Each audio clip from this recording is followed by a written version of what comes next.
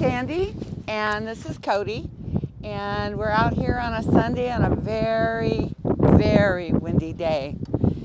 And this is day 2 of our Get Fit, Get in Shape with Cody.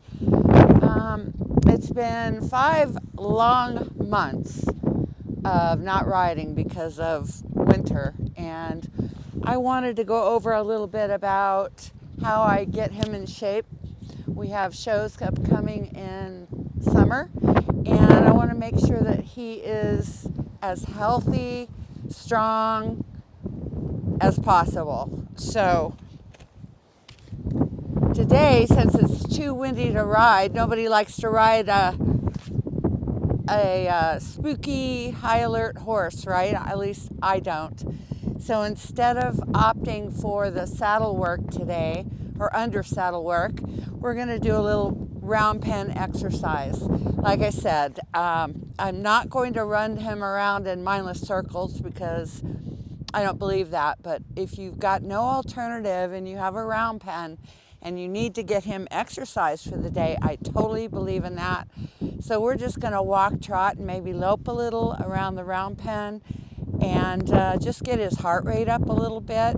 Not too much because this is only the second day. So here's what I believe in reconditioning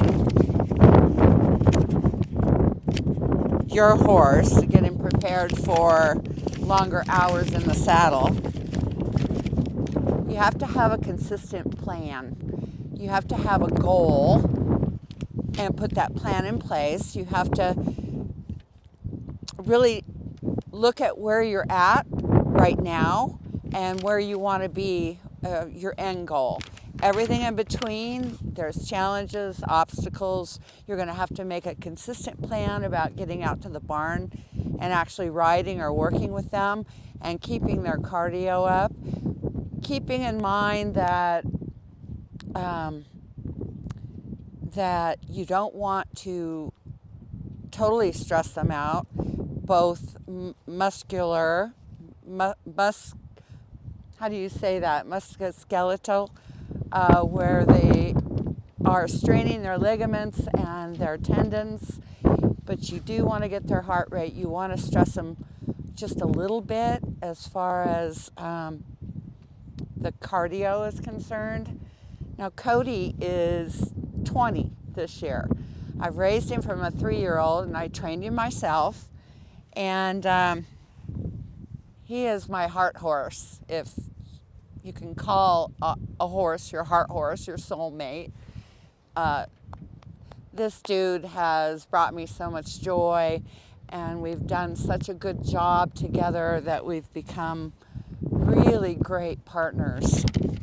But let's get down to the fundamentals of equine conditioning. Now, I found this. This is from Equus magazine, and I do a lot of research on how top trainers keep their horses fit. They're able to work their horses 3 or 4 times a week or 5 days a week. Not all of us horse girls have that kind of time or have that kind of stamina. We have jobs, we have lives, we have families. But I totally believe that if you set a consistent schedule, minimum 3 days in a row, and get out here and work with your horse, you will see tremendous strides, not only in their work ethic, but in their ability to lope longer, to you'll see the sweat marks really subside. I mean, you want to get a sweat on them, but you don't want them so, if they're out of shape, they're going to sweat almost immediately. And the longer, the more fit they are, the better they will be. You'll keep your vet bills down too, because nobody wants an injury, right?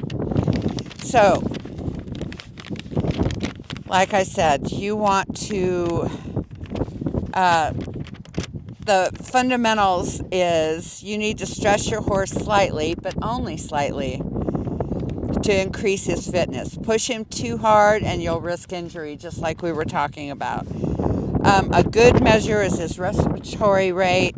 Watch his breathing when you stop work. It should return to normal within about 2 minutes. So that's the number one fundamental. Number two, you want to increase either the speed or the distance as you go along. Now, we're going to take about 6 weeks to get him in shape for our June show. Be able to practice the pattern, be able to do the pattern without stressing him out too much in his body. Because he's, like I said, he's a senior horse, and I know he can do it, but if I take my time with him, I know that we could put some hours on him without stressing him out. Right, babe?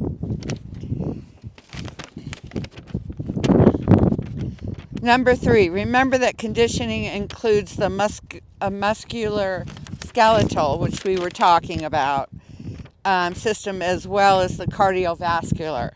So just because your horse isn't huffing and puffing doesn't mean that you're going to stress his tendons, his ligaments, his shoulders, his stifle, whatever the case may be. We want to make sure that, just like humans, you want to make sure that you are starting off slow and steady, and we don't want any problems with him. We don't want to stress his mind or his body too much in the beginning. But I think 2 weeks intervals, have your plan in place where you come out and you work with him, whether you under saddle or in a round pen. You're going to want to just pay attention to his body, pay attention to his ears, his mindset, all of those things. After a particular, number four is time off is important. We all know that. So after you work with him 3 or 4 days in a row, now my plan is 3 days in a row, and give him 2 days off and then start over 3 days in a row. I am available to do that. Not all of us are, but I think at least 2 days in a row and give him a couple days off and then repeat would be the perfect schedule for most of us who have families and lives and jobs, right? Hang on one second.